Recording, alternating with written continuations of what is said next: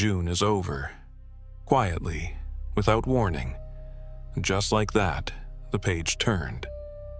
You remember what you were going to do this month. Wake up earlier, finally start, earn more, lose weight, begin learning, call that person. Write what's been sitting in your head for months. So how did that go? If you're watching this right now, you probably already know the answer. June is gone. And once again, that feeling. Like you lost a month somewhere, like it happened and didn't happen at the same time. I'm not going to pretend that's okay, but I'm not going to pile on either. Because pity won't help you here, something else will. And that's exactly what this video is about.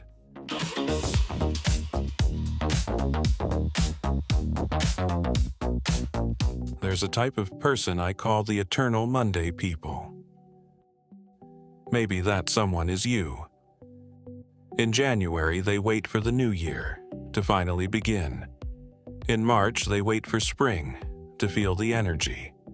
In June, they wait for summer, for everything to finally fall into place. But here's the thing. Summer is already happening. Right now.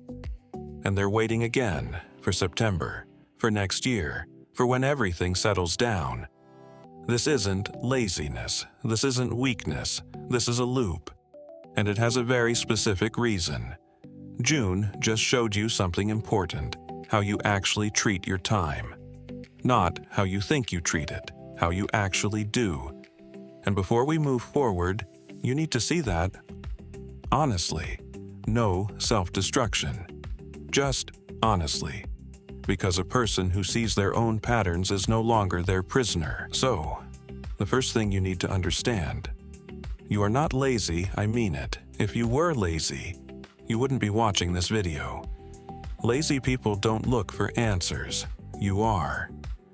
The problem is not willpower. Willpower is actually a very unreliable tool. It runs out, like a battery.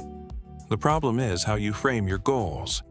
You build them like a wish list, not like architecture. The difference is massive. Let me give you an example. I'll start running. That's a wish. Sounds good, feels motivating. But when exactly? How far? What if it rains? What if you're tired? None of those questions have answers. So when the moment comes to decide, your brain just picks the couch. Because that's easier. I run on Wednesday and Friday at 7 in the morning, 20 minutes, from my front door to the park and back. That's a system. No questions, just action. Psychologist Peter Gollwitzer from New York University ran a study. He found that people who have a specific plan, where, when, and how they will act, follow through on their goals 2 to 3 times more often than people who only have intentions. 2 to 3 times. Not because they're stronger or smarter, simply because they removed the moment of choice. In June, you didn't have a plan. You had an intention. And an intention is just a dream with a sense of entitlement. Okay, say you hear this and think, right, I need a system. Let me build one. And this is exactly where most people make the same mistake. They build a massive system.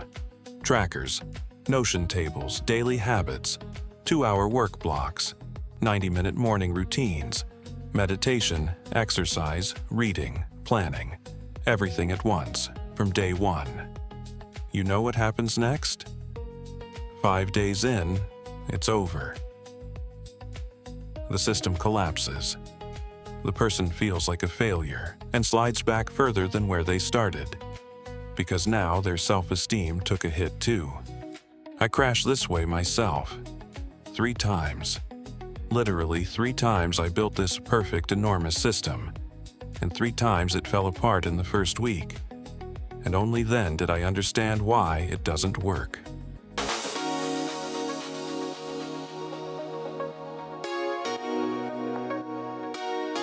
The brain doesn't resist small things.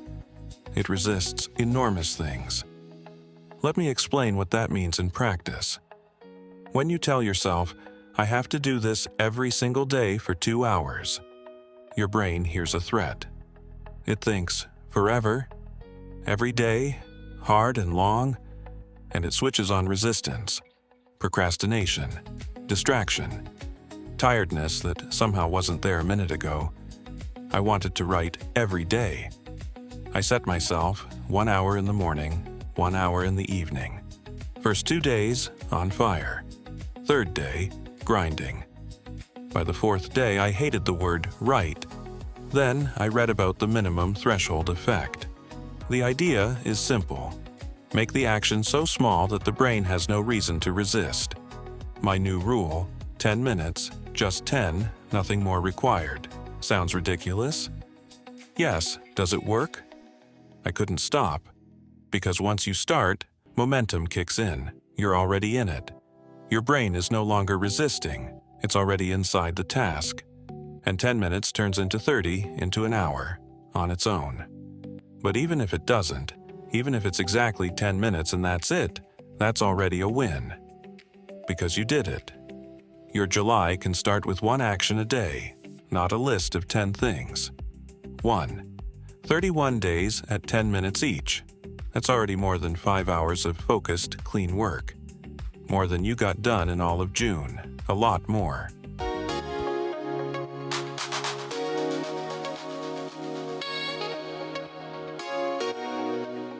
June is not coming back. That's true. But it already did its job.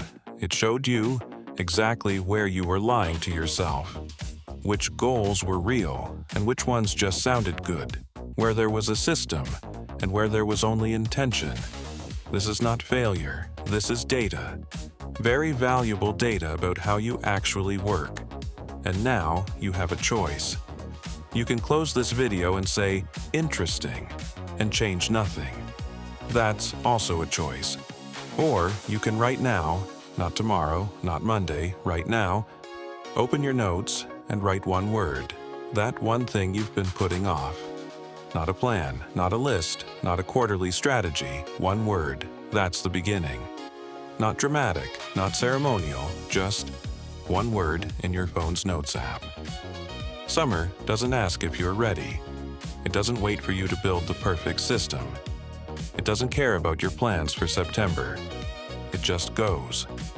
The only question is, are you moving with it, or are you watching it pass you by again?